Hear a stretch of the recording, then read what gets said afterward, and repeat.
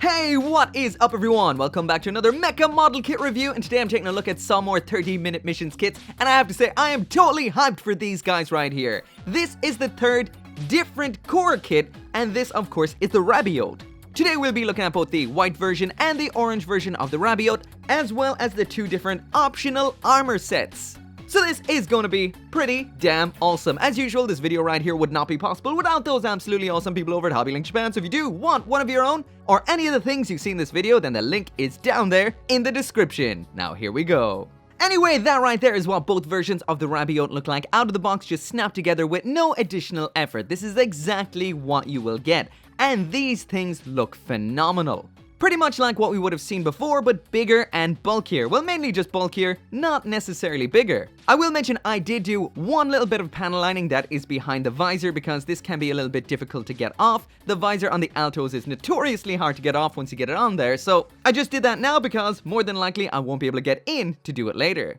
Just in case you don't know, there is a little bit of a loosey-goosey plot behind the 30-minute missions, kits, or lore, or whatever you'd like to call it, so I will pop it up on the screen right now so you can read it at your own leisure. Just pause the video. And if you're too lazy to read that, the general gist is, it's Earth robots versus space alternate dimension robots. So that's the Altos versus the Portanovas. The robots are known as X-Max. This one right here is based on the Alto, so it's kind of like an upgraded or heavier variant of an Alto. And this one comes equipped with a shotgun. So as this thing right here is based on an Alto, the first question is, how big or how different is it to an Alto? So that right there is what it looks like side by side with an Alto. As you can see, it's not necessarily bigger, it's just chunkier.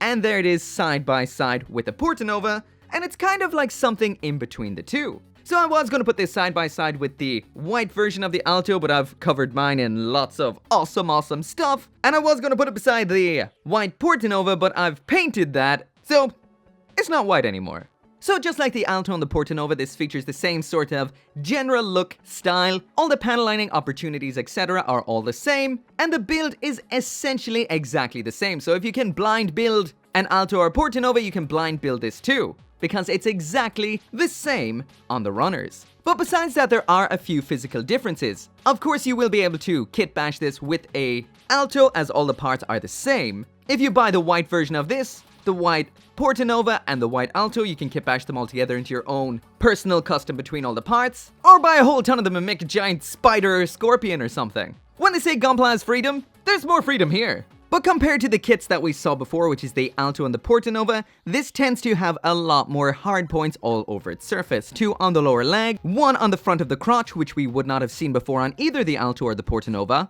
3 up there on the chest, even when the front section of armor is attached. On popping that off, we have a further 3 hard points in here, so that's a max of 5 hard points on the front. We have 2 hard points on the back, that is not including the 2 the backpack is attached into, so if we pop off the backpack, we've got a further 3 under there. So this has 5 hard points in the back and 5 hard points in the front. That is a lot. And speaking of that backpack, there's a hard point on either side of it, as well as those 2 30-minute mission style hinge joints. So these are what you can connect legs to, multiple different optional parts, etc. We have those up on the shoulders as well, and this kit features a whole lot more of those than we would have ever seen before. Also, before I get onto those, there is a hard point in the side of the shoulder, which an Alto never would have had, and this is more similar to what we would have seen on a Portanova. So like I mentioned, on the backpack we've got those particular type of attachment points. Just to make an example of one of those, I'm going to pop off the arm, remove the front segment of this armor, pop off the joint, and just like you can see right here, this is the exact same joint in here, which means you can attach arm, leg parts, etc. onto these little sections, making these things, well, crazy customizable. Essentially, what these are is the Lego kits of Bandai Mecha model kits. Sure, you buy them as a robot like this right here, but you can take them apart, buy multiple kits, and build them together into whatever sort of crazy mecha that you want.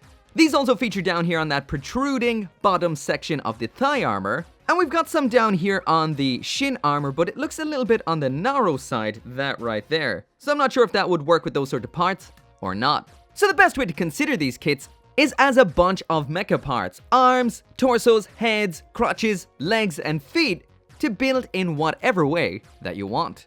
So there is the full 360-degree spin of the Rabiot. This time it is the orange one because we've been looking at the white one all the time so far. And this is so you can see every angle, every detail of the kit in case you're considering getting one of these just the way it is, or for a custom, or for whatever that you want.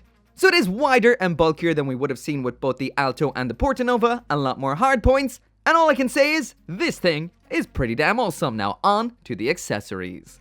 So anyway, there is the Rabiot with absolutely everything that it comes with, which isn't really a whole lot. Essentially, it's just a gun. So what is in here, of course, is the shotgun, this little parts adapter, once again for using with the shotgun, and this little set of sticker-style decals. So these numbers are a lot smaller than what we would have seen with previous kits, and now this little sheet of stickers is also rocking some logos, so that is pretty cool. So as for this shotgun, it is pretty simple. It just slots into the hand like so. This is a very nice and simple design, and of course, just like always with these kits, this does feature the same 30-minute missions, awesome modular design. So on popping off the barrel, we've got that little slot right there. If we pop that little adapter that we just saw into the hole, that is what we get. And just like it shows right here in the instructions, that is for using with the various option sets that are out there. So I do have some of these parts knocking around, so my Jim Sniper 2 knockoff right here is rocking some of these parts, so I'm gonna steal them from there, this sight section from there, move him out of the way for now, and then we can modify this handle here just by popping that in like so. We now have a much longer weapon, and by sticking this sight section in on top like so, it now has a sight. So once again, the modular aspect of these kits is unparalleled. These are so much fun. It is also worth noting that this little section we got in here is compatible with the weapons we got with the Portanova. So if you ever wanted to take the Portanova weapon and use the Alto option parts with it, now you can. And there's an example of what it will look like. So there's an example of what the Rabiot boys will look like up on your shelf in a display. So first off, this is them up with a bunch of master grades, so this does make them look a little bit on the diminutive side. There they are beside a perfect grade, some master grades, and the absolutely awesome real grade Sazabi and new Gundam, once again making them look a little bit small. But once you stick them with some high grade kits like these Zaku's right here, that's where they kind of fit in with. These are 1/44th scale, just like high grade gunpla, so it does make sense that that is the sort of collection that these guys will match with. So now that we've seen the base units, it's time to hit these guys with some upgrades. Which of course are both of... Which of course are both of these option armors for base attack and for special operation. Special operation seems to be construction work by the looks of things. So anyway, let's bust this open and see exactly what we get inside of one of these bags. So this just slides out like so. The instructions are just part of the front art section. This is pretty simple, as you can see right here. And one interesting thing about this kit, or about both of these kits, is we get some shiny stickers included in them. This of course is for the windows on the construction work digger looking unit. But hey, let's not waste any more time. Let's cut these out and see what they're like. So there is just one runner in here, and that is exactly what it looks like. And that right there is what we get once the option set is put together. Now let's get it attached. So attaching this armor is super simple as usual. To attach the face armor, just off with the standard face armor that's on there, on with the new one. Same goes for the chest, it just comes off as easily as this. Stick on the new one just like so. Down the crotch, nothing has to be removed, just stick on that digger segment. And up on the shoulders, it's just as simple as popping this armor on like this, and then around here, like this. Extremely simple. If you're curious about using Alto armor with this, well, standard Alto face armor does not fit at all. Alto chest armor can slot in there, but it kind of feels a little bit on the loose side, but it can be attached. Anyway, there is a full 360-degree spin of the orange Rabiot with that yellow optional armor on. And all I can say is, this is definitely unique, and it's pretty cool. As for what this can do, the only thing that actually moves is this down here on the crotch, so that has that side-to-side rotation. This part can move up like so. We've got that little digger right here, which is kind of hilarious. And then we've got this little arm section here, which can open up like that right there and grab. All of these parts on the crotch have that typical 30-minute missions joint, so that means you can actually pop these off like this. Do the same with a limb, just like so. Then attach this on where you removed that limb. Attach the joint front section back on again. And then you've got yourself a pretty awesome either digger or claw arm, which is pretty cool, but I'm so sad that someone at the design team really screwed up with this because they didn't allow for enough extra space down here, so when you do attach this as an arm, which everyone will try to do obviously, it can't bend. Look at that. That's as far as it can go. It doesn't allow for the full bend that this should allow for. That is an absolute disappointment and missed opportunity right there. Still looks pretty cool though. And seeing as this part is missing right here, why don't we just stick the arm with the gun on there as an absolutely beautiful crotch gun. So now onto Armor the Second. This one I actually built earlier on, that's why the label is in upside down. This set of parts in here is pretty much exactly the same as we saw before, except the chest and the face sections are different, and it is, well, it's black, not yellow.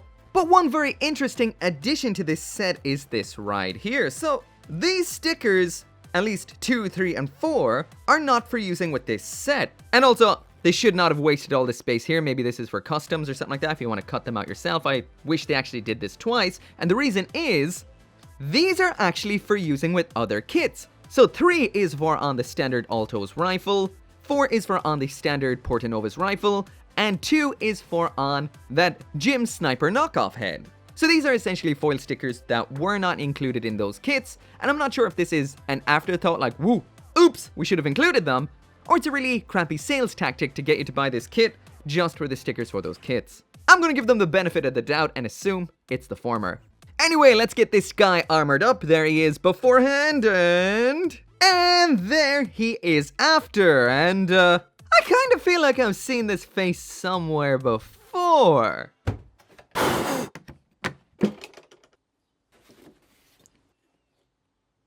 So yeah, this head is straight up inspired by Warhammer 40,000 Terminators without a doubt, and that I dig. This is awesome. There's a bit of a side-by-side comparison so you can see what I'm talking about. It is a shortened variant, but this is so similar, and that is pretty cool.